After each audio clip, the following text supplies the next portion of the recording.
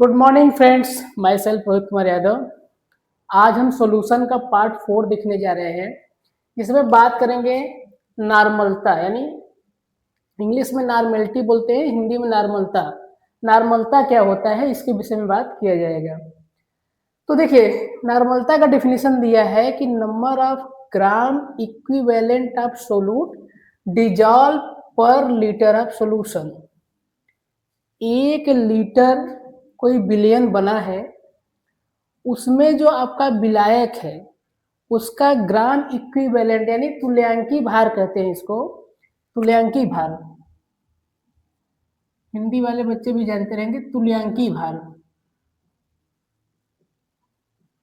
1 litre solution में यानी billion में जो है कितने तुल्यांकी ग्राम भार का सोल्यूट डिजॉल्व किया गया है, वही कहलाता है क्या, नॉर्मलिटी।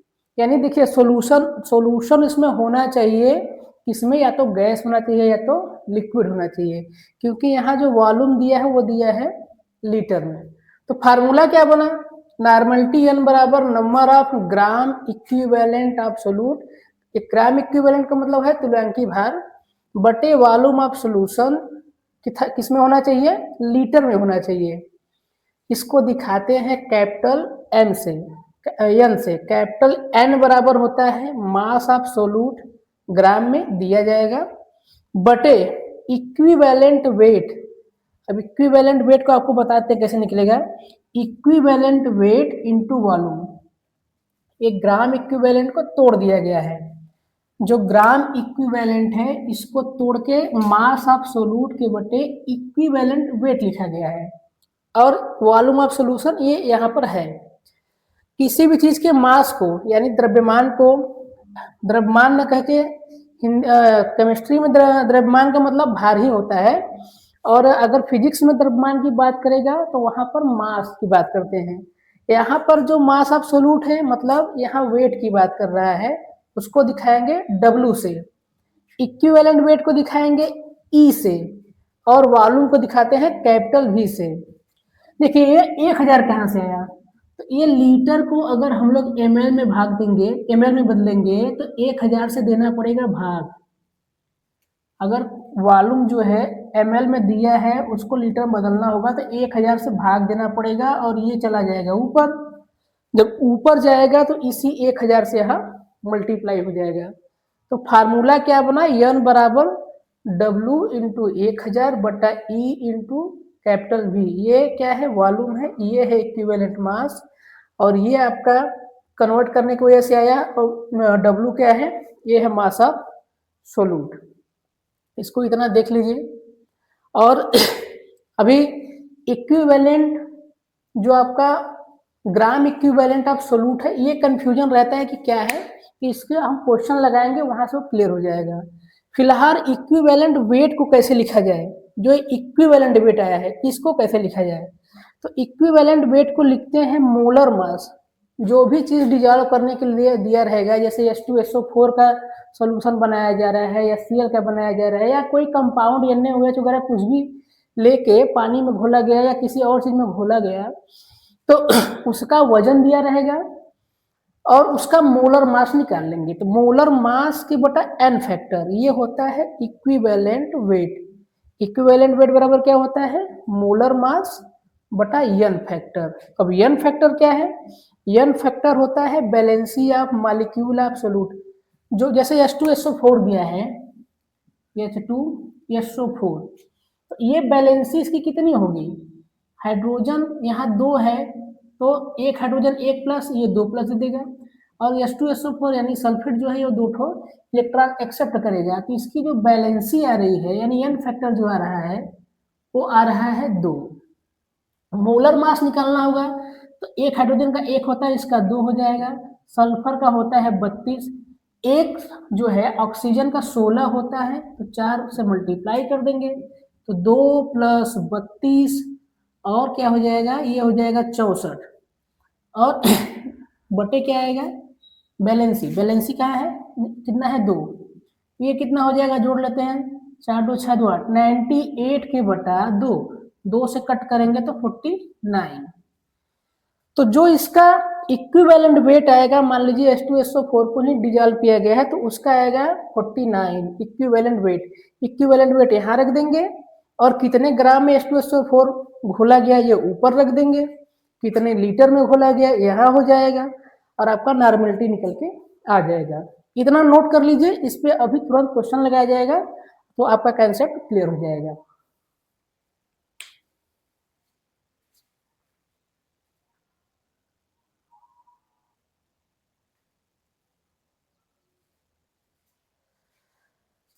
ठीक है, आप लोगों ने नोट कर लिया होगा।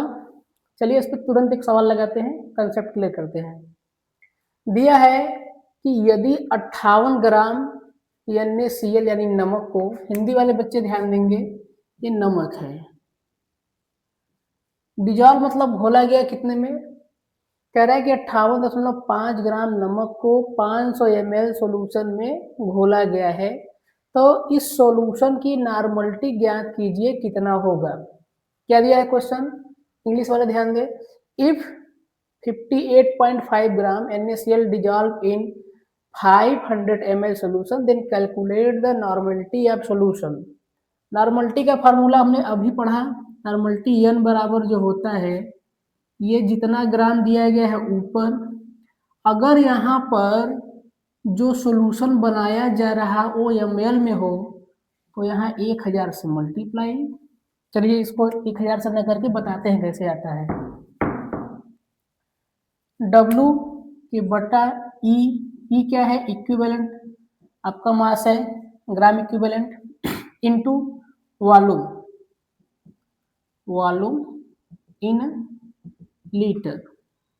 ठीक है, नॉर्मलिटी n कितना ग्राम दिया है, 58.5। इक्विवेलेंट मास निकालने के लिए हमें क्या करना पड़ेगा, जो E की वैल्यू है उसे निकालने के लिए मोलर मास की बटा n फैक्टर, मतलब कितना इसकी बैलेंसी है। चलिए पहले E निकाल लेते हैं। तो E निकालने के लिए मोलर मास कैसे निकालेंगे, NaCl ये दिया हुआ है, NaCl देखिए NaCl है, Na और Cl, इसका वेट कितना होता है 23, इसका कितना होता है 35.5, ये आपका एवरेज वेट निकला हुआ है। तो जो मोलर मास निकलेगा यही एवरेज वेट लिखा जाएगा, यहाँ 23 और इसका 35.5। ठीक है, NaCl की बैलेंसी कितनी है, NaCl की बैलेंसी कितनी है, एक बैलेंसी ये त्यागता है 1 इलेक्ट्रॉन और एक ये एक्सेप्ट करते हैं, तो इनकी बैलेंसी कितना हो गई, 1 हो गई। जितना इलेक्ट्रॉन त्यागेगा आउटलेट कंप्लीट करने के लिए और जितना एक्सेप्ट करेगा वही उसकी क्या होगी, valency. The number of last cell electron is called balance electron and the number of electron which is accept or donate by an atom to complete their octet is called valency। जितना electron last कक्षा में होगा किसी भी atom के वो उसका balance electron कहा जाएगा, और जितना इलेक्ट्रॉन त्यागेंगे या लेंगे अपने ऑक्टेट को, अपनी लास्ट कक्षा को पूर्ण करने के लिए, वो कहलाएगा बैलेंसी। तो ये 1 इलेक्ट्रॉन त्यागते हैं और एक ये लेता है, तो इनकी बैलेंसी क्या हो गई 1। तो उसी बैलेंसी से यहाँ देना होता है भाग, उससे निकल जाता है E की वैल्यू, इसको जोड़ेंगे तो 58.5 आएगा, उसके नीचे 1 करेंगे, इसका वैल्यू क्या आ जाएगा 58.5। ठीक है, तो ऊपर जो है वजन भी दे रखा है 58.5 और इसका जो इक्विवेलेंट वेट है वो भी आ गया 58.5। वॉल्यूम कितना दिया है 500 ml, इसको हम करेंगे लीटर में अगर कन्वर्ट तो ये चला जाएगा ऊपर। ठीक है, क्योंकि यहाँ जो है वॉल्यूम लीटर में दिया है तो लीटर में बदलने के लिए इससे भाग देना पड़ेगा और ये ml में रहेगा, तो नॉर्मलिटी जो n आया वो आ गया 58.5 इंटू 1000 और यहाँ भी 58.5 है, यहाँ आ गया 500। ये तो सीधे सीधे कट गया, ये आ गया, इससे कट करेंगे तो आ गया 2, तो नॉर्मलिटी इसका आ गया 2। ये आ गया आंसर, इसको कर लीजिए।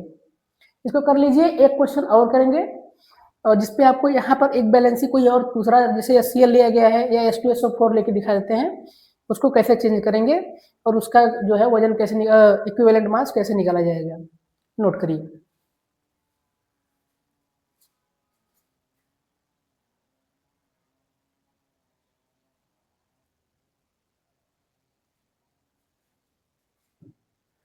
नोट कर लिया होगा आप लोगों ने। अब देखते हैं क्वेश्चन और, इसके बाद देखेंगे थोड़ा सा रिलेशन क्या है, उसके बाद पढ़ेंगे मोलरिटी के बारे में। दिया है कि if 49 gram of H2SO4 is dissolved in 500 ml solution, then calculate the normality of the solution। 500 ग्राम आपका सोल्यूशन बनाना है, उसमें जो है H2SO4 यानी सल्फ्यूरिक एसिड को घोलना है कितना, 49 ग्राम। 49 ग्राम सल्फ्यूरिक एसिड को 500 ml जो है कोई भी सोल्यूशन बनेगा पानी का किसी चीज का, तो उसमें बनाकर हमको निकालना है इसका नॉर्मलिटी। फार्मूला पढ़ रखा है हम लोगों ने, नॉर्मलिटी N बराबर होता है W into 1000 E into V। 1000 कहाँ से है, ग्राम में चेंज करने पर। चलिए फिर समस्या वही है, इक्विवेलेंट जो हम लोग मास निकालते हैं उसके लिए। तो ये क्या था, इक्विवेलेंट वेट के लिए, ग्राम इक्विवेलेंट के लिए ये था मोलर मास। जो ग्राम इक्विवेलेंट निकलता है वो होता है मोलर मास के बटे N फैक्टर बैलेंसी। तो मोलर मास निकाल लेते हैं और बटे क्या निकालते हैं, इसका बैलेंसिया N फैक्टर। तो H2SO4 है मोलर मास, किसका निकालना है मोलर मास, जिस चीज को डिजॉल्व कर रहे हैं H2SO4। हाइड्रोजन का वजन कितना होता है, एक जो है हाइड्रोजन पहले ही स्थान पे है, एक हाइड्रोजन का एक होता है, तो 2 हाइड्रोजन के लिए क्या करेंगे, 2 से मल्टीप्लाई। सल्फर का होता है 32 प्लस ऑक्सीजन का होता है 16, 4 है तो 4 से मल्टीप्लाई। अब देखिए इसकी बैलेंसी क्या होगी, तो एक हाइड्रोजन एक इलेक्ट्रॉन त्यागेगा, 2 हाइड्रोजन है 2 त्याग देंगे, सल्फेट जो है वो 2 को एक्सेप्ट करेगा, तो इसका जो यन आया वो कितना आ गया, 2, यानी जो यन फैक्टर वो कितना आ जाएगा, 2। ई बराबर निकाल लीजिए, यहाँ आ जाएगा 2 प्लस 32 प्लस 64 डिवाइड बाई 2, 2 से कट करेंगे 1, आ जाएगा 16 और आ जाएगा 32, कट करने पे आ गया 49 ग्राम। इजी क्वेश्चन देखा जा रहा है ताकि जो है इजीली सॉल्व हो सके। उसके बाद टफ क्वेश्चन एक जो है 1-2 वीडियो सिर्फ क्वेश्चन पे ही जाएगा, इस पे आपको हाई लेवल के क्वेश्चन करवा दिए जाएंगे। एन बराबर कितने ग्राम घोला जा रहा है, 49 ग्राम इंटू 1000। इक्विवेलेंट जो हम लोगों ने मास निकाला वो भी आ गया 49 ग्राम, और ये भी की वैल्यू कितने में डिजॉल्व किया जा रहा है, 500 ml में। सॉल्व कर लीजिए, इसकी भी नॉर्मलिटी कितना आ जाएगी, 2। इस क्वेश्चन को भी नोट कर लीजिए। नेक्स्ट देखते हैं हम लोग।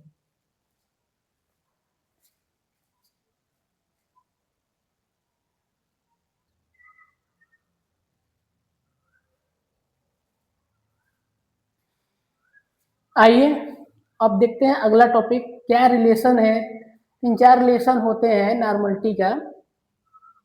पहला रिलेशन क्या है कि if normality and volume of solution change from N1 V1 to N2 V2, यदि आपका नॉर्मलिटी और जो वॉल्यूम ऑफ सॉल्यूशन है पहले N1 V1 हो, पहले मतलब कुछ और हो, फिर बाद में कुछ और हो जाए, सेम उसी चीज का, सेम उसी सॉल्यूशन का नॉर्मलिटी पहले N1 V1 हो, फिर कुछ समय के बाद बदल के N2 V2 हो जाए, तो क्या रिलेशन होगा, N1 V1 बराबर N2 V2।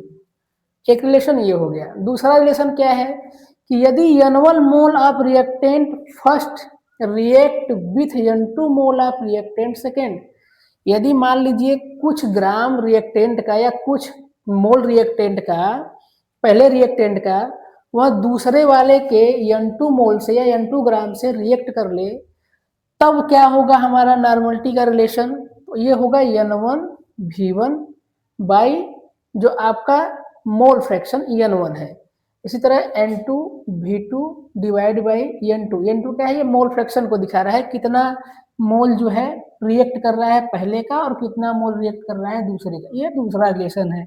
इस पे भी क्वेश्चन देखेंगे हम लोग। If solution of same solute are mix then normality resulting solution, यदि सेम सोल्यूट का दो अलग अलग सोल्यूशन बना हो, जैसे मान लीजिए सोलूट चीनी ही है लेकिन जो पानी है वो एक का कम एक का ज़्यादा है। मान लीजिए 100 ग्राम चीनी लिया गया है, एक को 200 ml में पानी में घोल दिया गया है और वहीं 100 ग्राम एक को 500 ml में घोल के विलयन बनाया गया। फिर उन दोनों बोतलों को या जिसमें बनाया हो दोनों अलग सोल्यूशन, उसको आपस में मिक्स कर दिया जाए, तब नॉर्मलिटी कितना बदल के आएगा।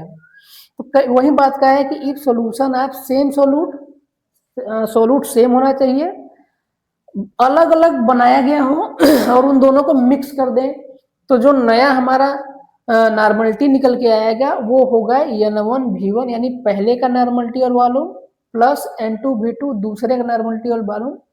उसको डिवाइड कर देना है दोनों के वॉल्यूम से, जितने में दोनों अलग अलग घोले गए थे दोनों को जोड़ के उनके ऊपर वाले नॉर्मलिटी और वॉल्यूम के मल्टीप्लाई में डिवाइड कर देना है। इससे निकल जाएगा तीसरा रिलेशन। आई होप आपको वीडियो अच्छा लगा होगा। इस पर लाइक शेयर और कमेंट जरूर करें। ये जो रिलेशन निकल के आए हैं, एक दो और रिलेशन और पढ़ाया जाएगा, इसके बाद इस पर सब पे एक एक क्वेश्चन लगा दिया जाएगा ताकि कंसेप्ट एकदम क्लियर हो जाए। धन्यवाद।